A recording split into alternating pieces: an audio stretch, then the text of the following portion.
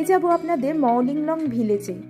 এই মৌলিংলং ভিলেজ অবস্থিত মেঘালয়ের ইস্ট খাসি হিলে।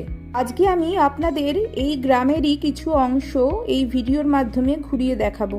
মৌলিংলং ভিলেজটা এশিয়ার সবথেকে ক্লিনেস্ট ভিলেজ বলে খ্যাত।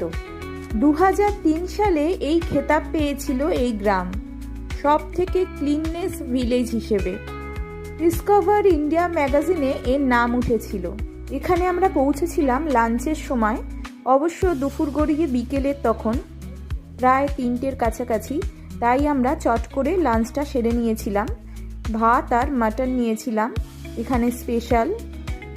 আমরা প্রথমে লাঞ্চটা সেরে নিচ্ছি। চলুন তাহলে লাঞ্চটা সেরে নিই, তারপর আপনাদের ভিলেজটা ঘুরিয়ে দেখাচ্ছি।